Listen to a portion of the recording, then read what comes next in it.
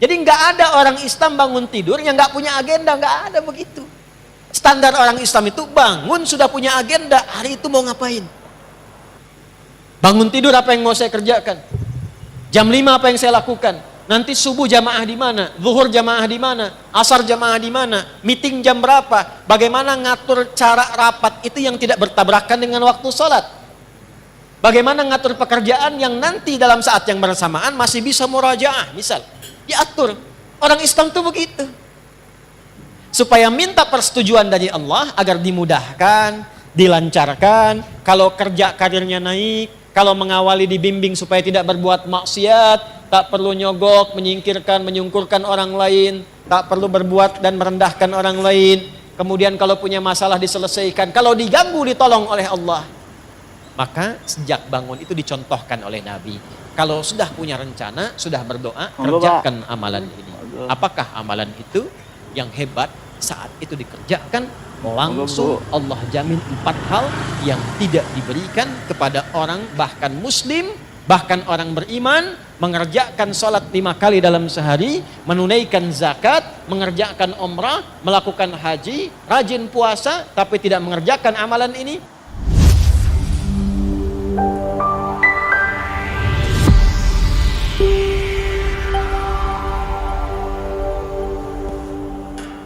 Mengikuti sunnah Nabi itu manfaatnya 3. 1, ketika kita ikuti sunnah Nabi Muhammad SAW dengan diniatkan mengerjakan itu bukan sekedar beraktivitas, tapi diniatkan mengikuti Nabi. Seketika dituliskan langsung pahala. Jadi punya nilai akhirat. Jadi begitu kemudian kita niatkan, saya bangun tidurnya ingin mengikuti petunjuk Rasulullah. Jadi begitu bangun diikuti, dituliskan pahalanya. Di mana bangun tidur ada yang punya pahala? Pahala itu singkatnya bekal akhirat. Jadi kan pindah tempat beda bekal ya. Ini gambaran gampang ya. Tadi siang saya sampaikan di Metro. Kalau kita sekarang berada di Lampung, di Indonesia, mau ke Amerika, hukum di Amerika dengan di Indonesia sama tidak? Tidak. Kemudian ada yang berangkat umrah ke Saudi, mata uang yang dipakai sama tidak? Hukumnya sama tidak? Nah, ini kaidah standar, pindah tempat, pindah hukum. Kebiasaan di Lampung dengan kebiasaan di Sumatera bisa berbeda, di Kalimantan bisa berbeda. Maka muncul apa yang disebut dengan kaidah al-'adatul muhakkamah. Kebiasaan di satu tempat menghadirkan hukum baru yang berbeda dengan tempat lain. Nah, kaidah ini kita pakai untuk menerapkan itu pada alam yang akan kita jumpai setelah meninggal. Jadi masih di dalam dunia, kan Lampung dengan Amerika sama-sama dunia. Lampung dengan Kalimantan sama-sama dunia, ya kan? Jelas ya? Sama-sama dunia saja, beda tempat, beda hukum. Sekarang kita akan meninggalkan dunia dan diviralkan di toa Masjid Ad-Du'a, telah meninggal dunia, kan? Bisa si fulan gitu ya. Telah meninggal dunia artinya meninggalkan dunia ini, berpindah ke tempat baru. Dan jangan dipahami ketika pindah tempat itu bekalnya sama, karena kalimat kitanya sudah mendeklarasikan dengan fitrah meninggal dunia. Artinya meninggalkan semua yang dilakukan, dikerjakan, dan ini poinnya, dilekatkan dalam kehidupan dunia. Ini baju nih, di dunia. Ya, ini minuman, makanan dunia. Jadi ketika ditinggalkan, ini tidak berlaku di alam yang baru. Handphone ini dunia, sebagus apapun. Antum pindah dari dunia ke alam baru, barzakh namanya. Tempatnya disebut dengan kubur. Pertanyaan saya, handphone sebagus-bagusnya itu ikut gak ke alam kuburnya? Gak beda hukum. Sayang kalau kangen nanti miskol aja ya kalau papa meninggal. Gak bisa. Mau miskolanya khairayyarah, mau syarrayyarah tidak akan bisa masuk. Ya. Mayya'mal miskola dzarratin khairayyarah. Ataupun syarrayyarah.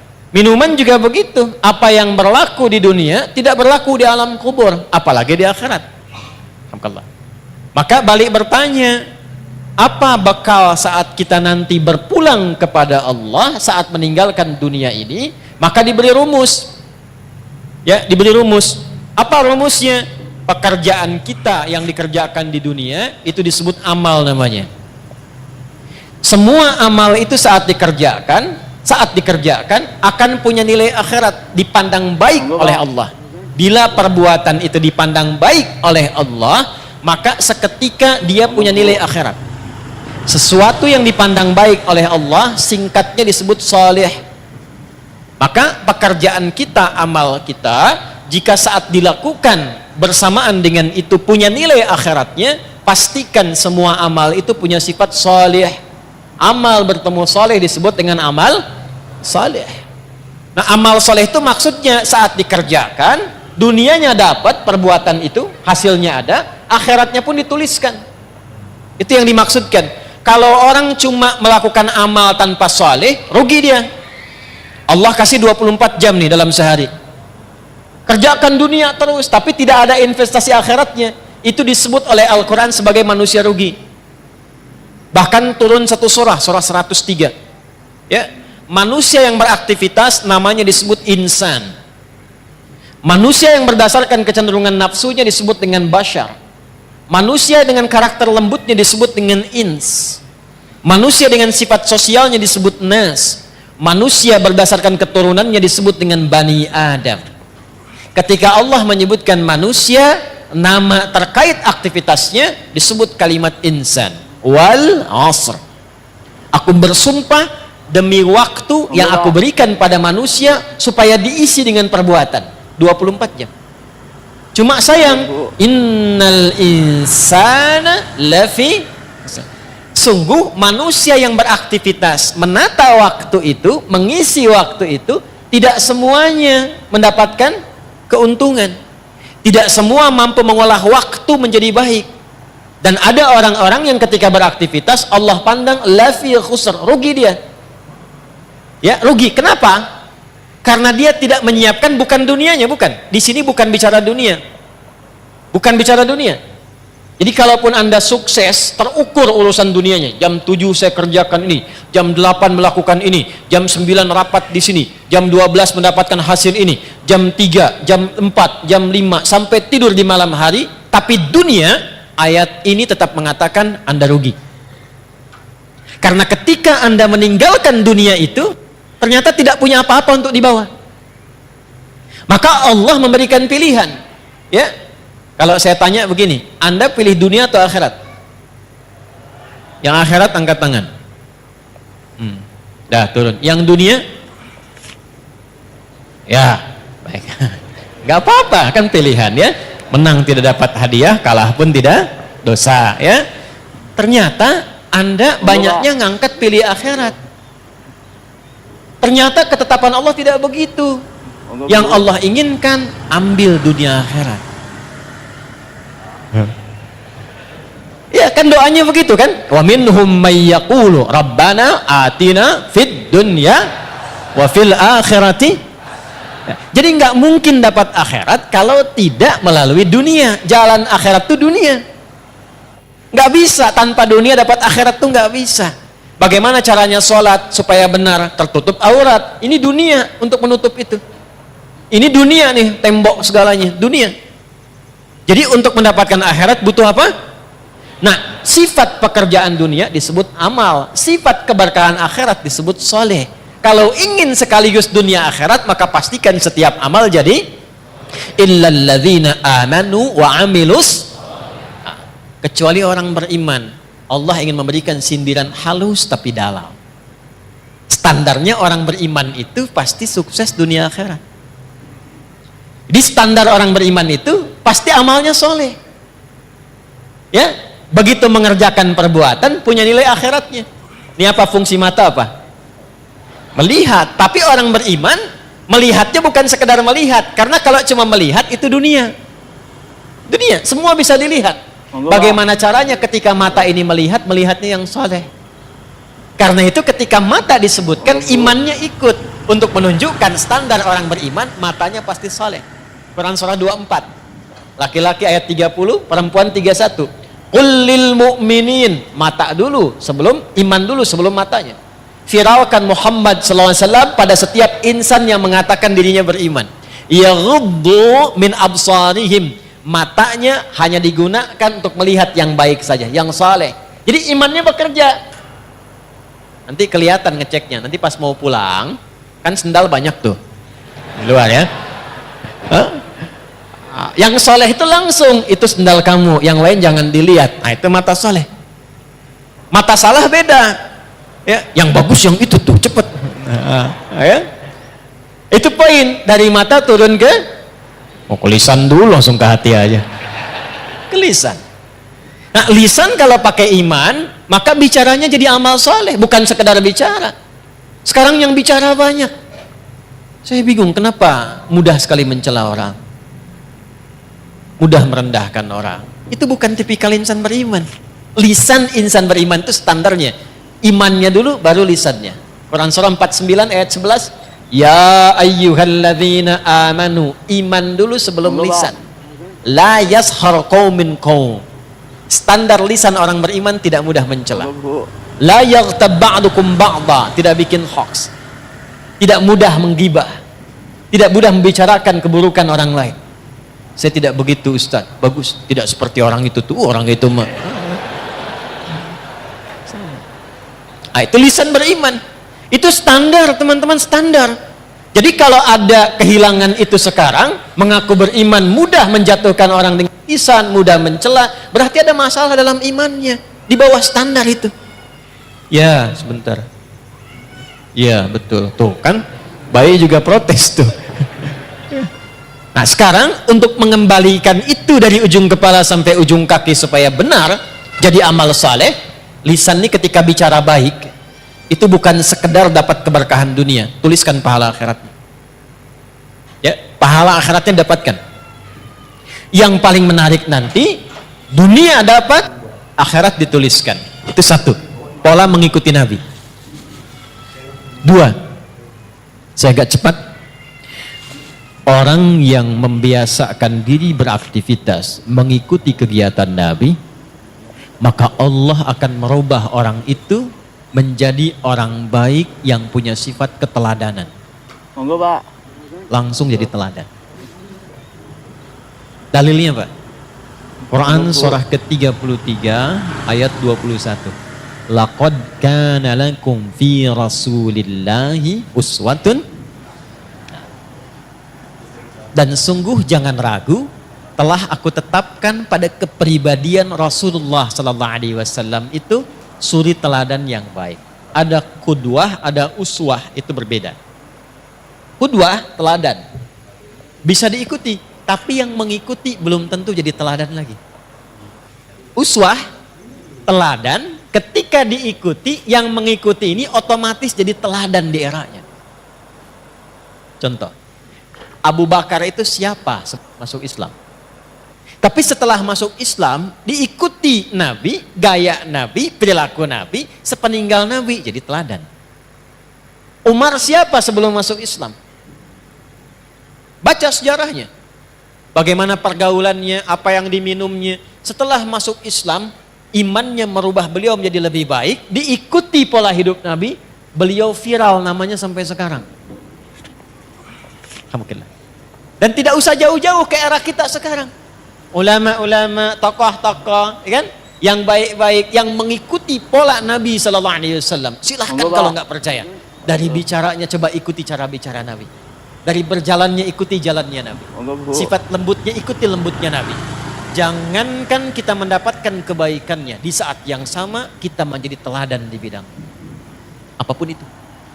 Makanya hanya Nabi Muhammad Sallallahu Alaihi Wasallam yang diberikan oleh Allah kesempatan untuk mempraktekkan semua bagian inti kehidupan manusia. Anak beliau jadi anak, suami jadi suami, kemudian suaminya pun diperkenankan istrinya lebih daripada 4. Kenapa? Saya pernah sampaikan termasuk di sini, karena seluruh istri Nabi itu mewakili semua karakter perempuan di muka bumi. Jadi nanti kalau antum pulang ke rumah tinggal dicek istri antum mirip siapa. Hah? Lihat tuh.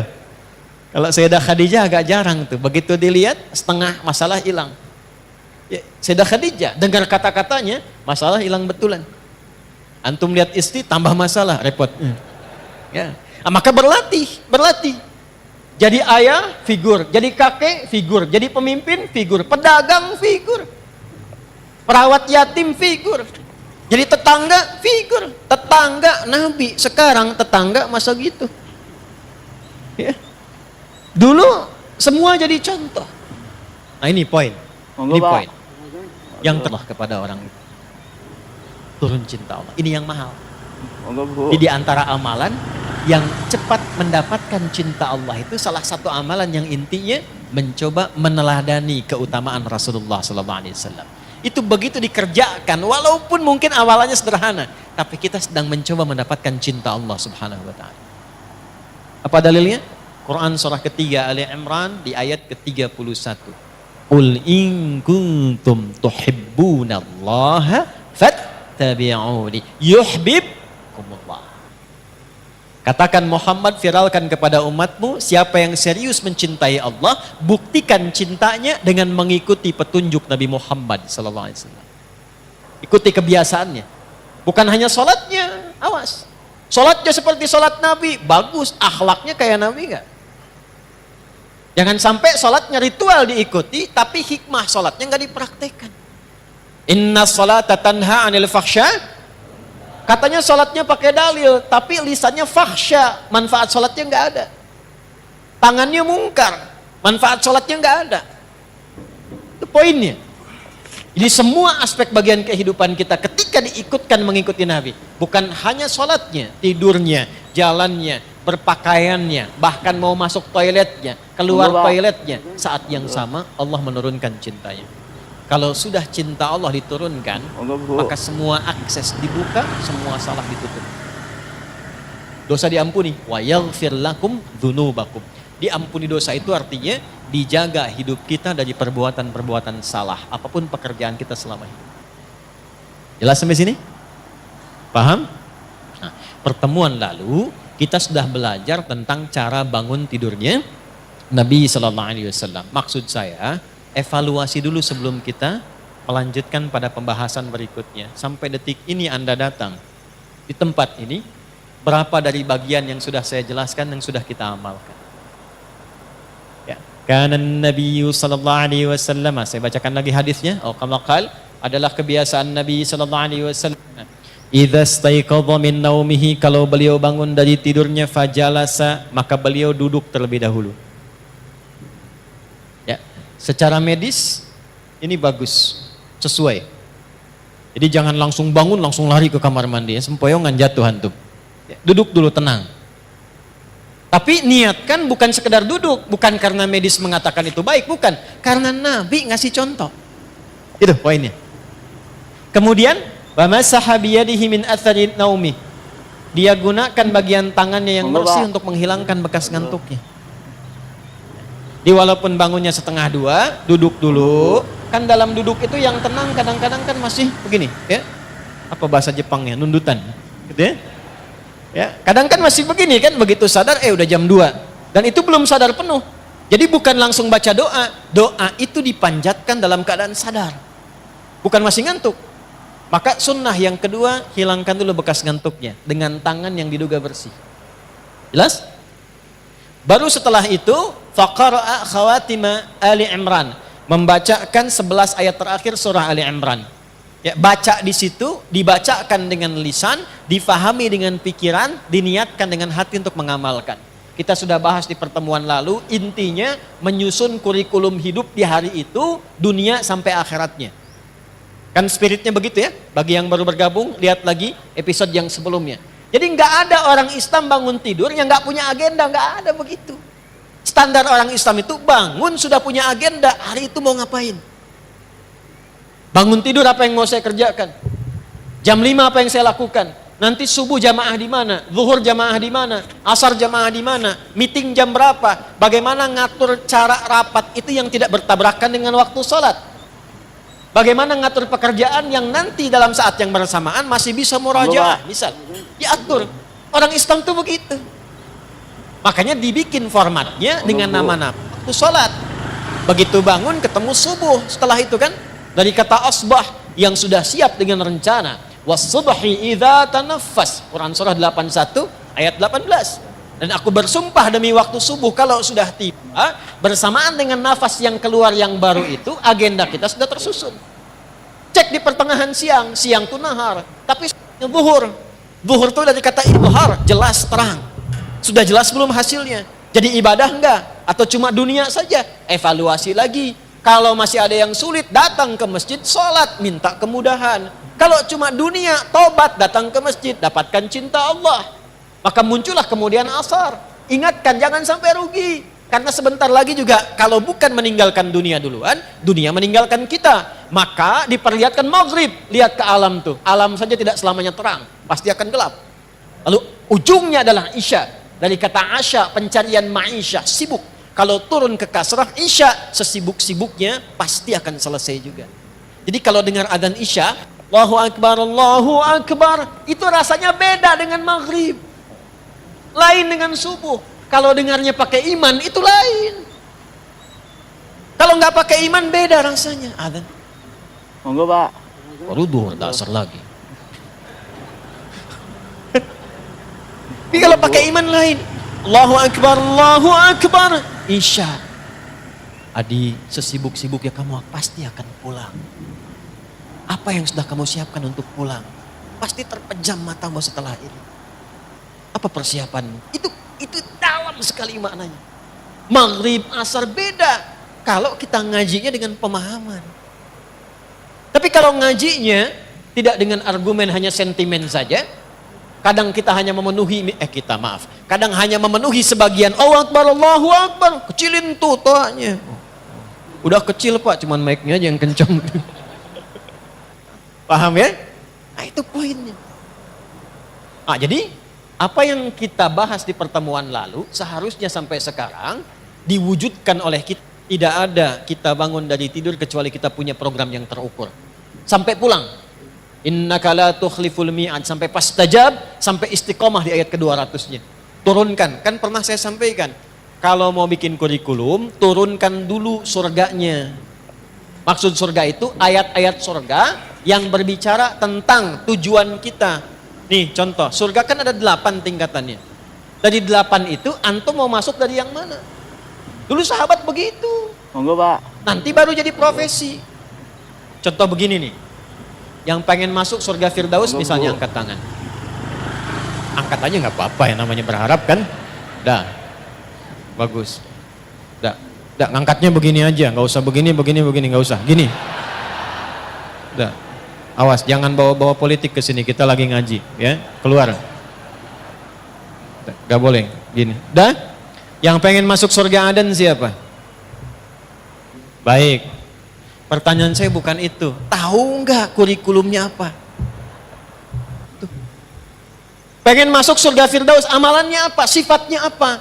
Nah, caranya begini. Sahabat tuh diajarin Nabi begini.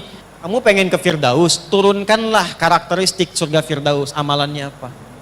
Nanti turunkan ke bumi, profesi apapun jangan tinggalkan amalan itu. Contoh, ada orang yang disifati oleh Allah di surah Al-Mu'minun, surah 23.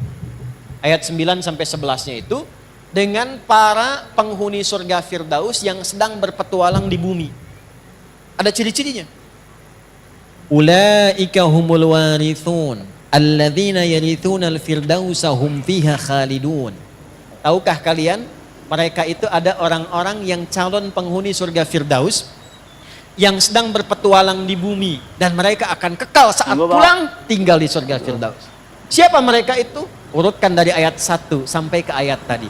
Qad aflahal mu'minun alladzina hum fi salatihim khashi'un. Urutkan walladzina hum 'anil laghwi mu'ridun walladzina hum lizzakati.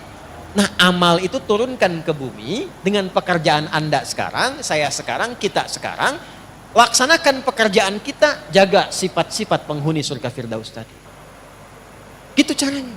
Nah, itu kurikulum dihadirkan, diingatkan setiap bangun dari tidur. Sunnahnya baca itu. Itu maksudnya. Jadi bukan sekedar dibaca.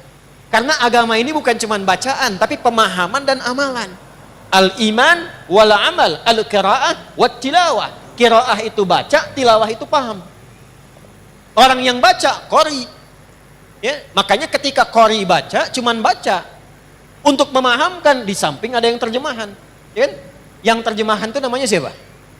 Sari tilawah. Karena yang pertama kali menerjemahkan Busari, Sari tilawah. Kalau Pak Sabil, Sabil tilawah mungkin ya. Nah, Arabnya itu tilawah saja, tidak pakai sari. Tilawah maksudnya baca, pahami, amalkan.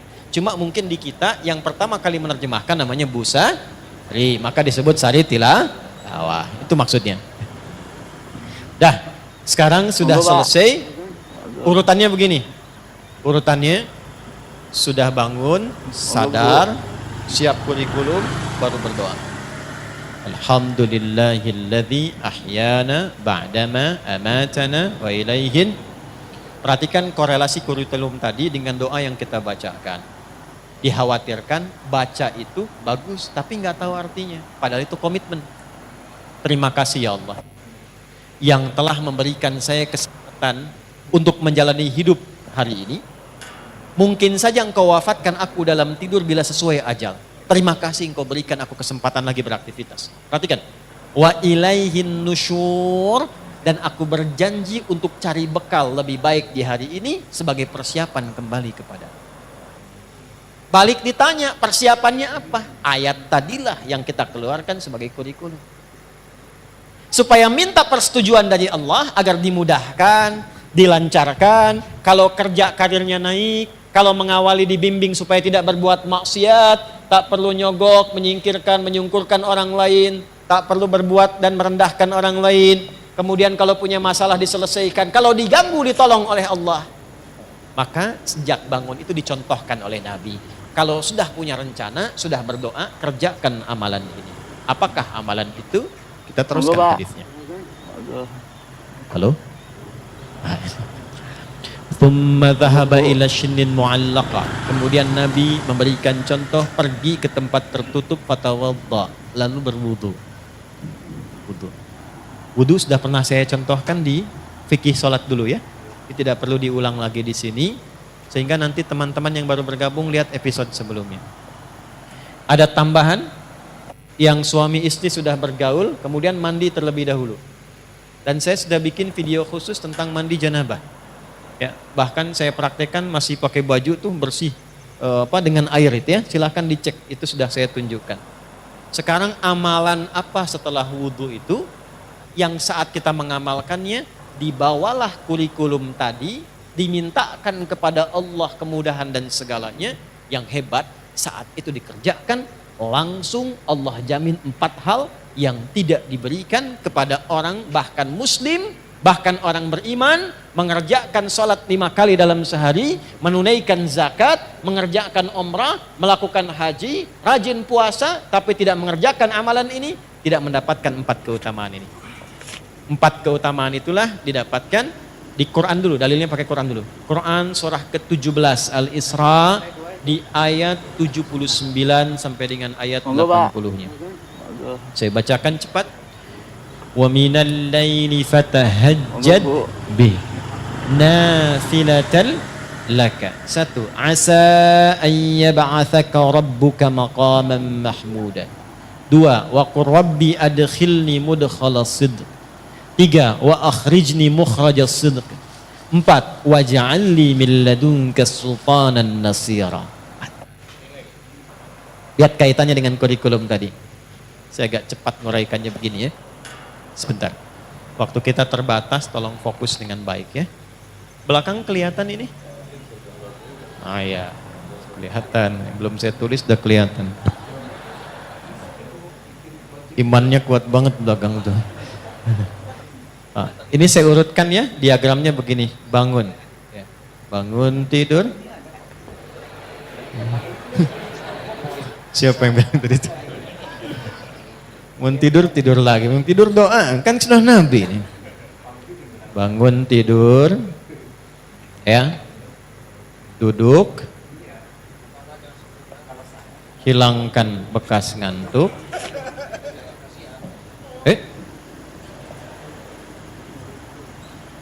Hilangkan bekas kantuk. Kemudian setelah itu siapkan Monggo, Pak. kurikulum. Aduh. Ini dibaca tuh begini. Ada di ilmu psikologi, kalau kita ingin menguatkan diri itu, katakan dengan lisan kita. Katakan supaya makin kuat. Itu ilmunya dipakai diantaranya oleh Korea untuk menyusul Jepang. Di Korea itu anak-anak kecil dulu yang dari TK-TK itu, kalau mau masuk sekolah atau bikin sesuatu, dia katakan harus lebih dari Jepang, harus lebih dari Jepang. Jadi Jepang misalnya bikin Honda, dia bikin Hyundai. Ya Hyundai saya tahu bahasanya dibacanya Hyundai. Ya. Apa saja Jepang masuk Piala Dunia, Korea mesti masuk.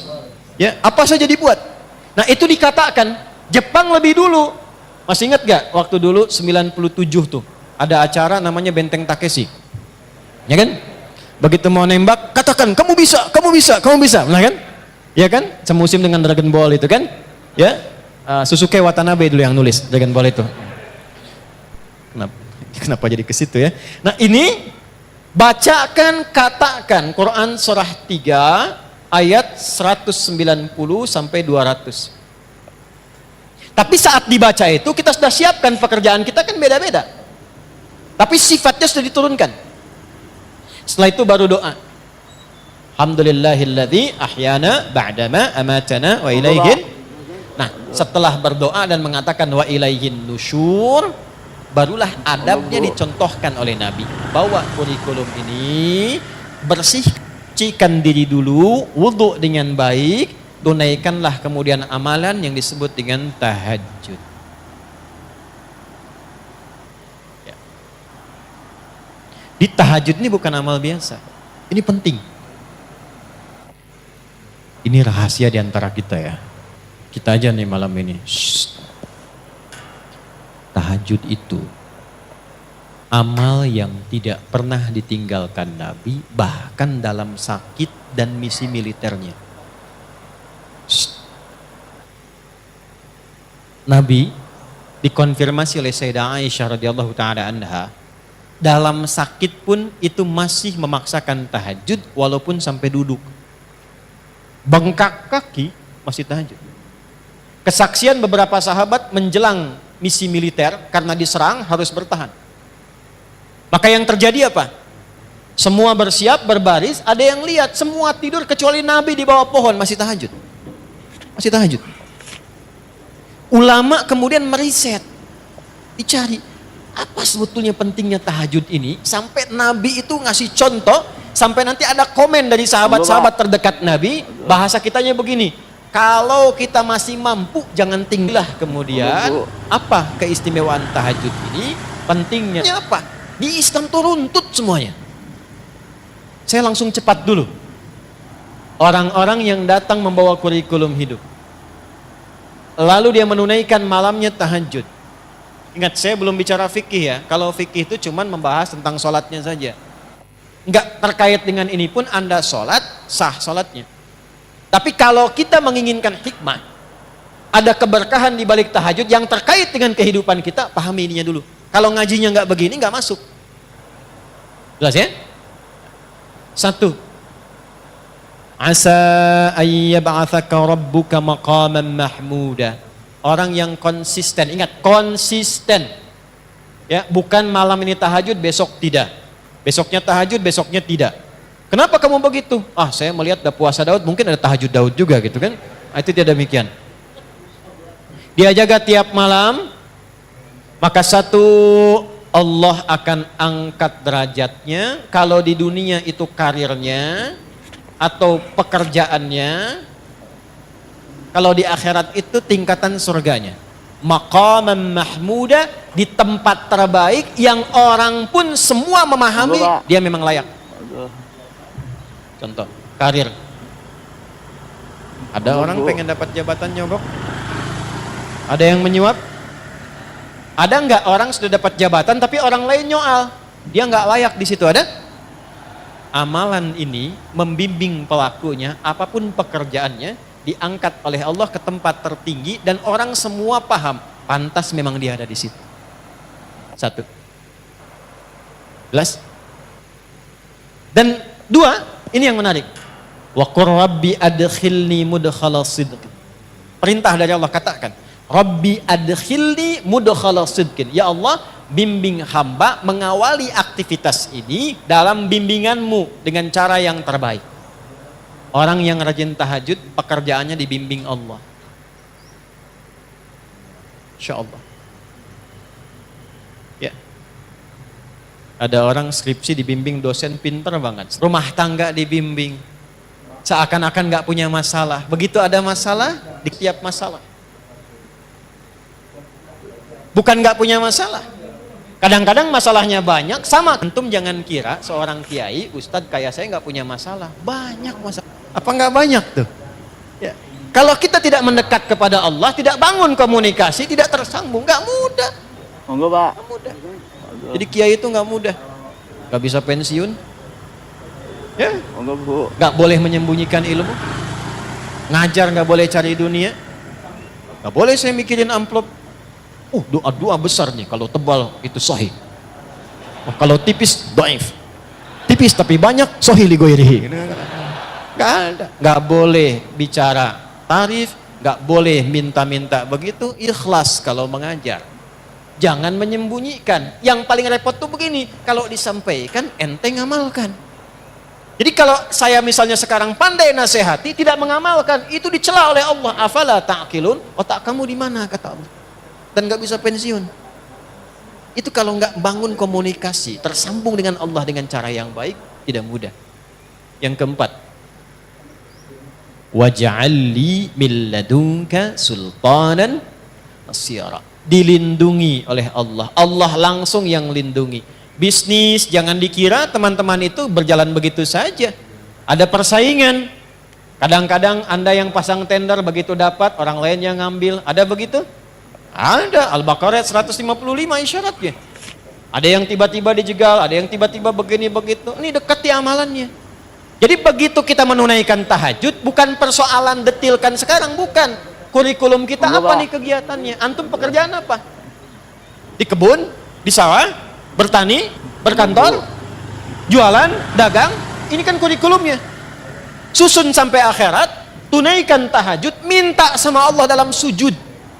Karena itu di Al-Insan ayat ke-26 dikonfirmasi di ujungnya, wasabbihu lailan tawila. Sujud, tasbih, minta yang panjang supaya kurikulum yang disusun ini dimudahkan oleh Allah dengan 4 sifat ini. Kalau belum sanggup bangun, ya Allah, itu disindir lagi di Quran surah 73 itu. Ya ayyuhal muzammil, duhai yang sedang enak pakai selimut.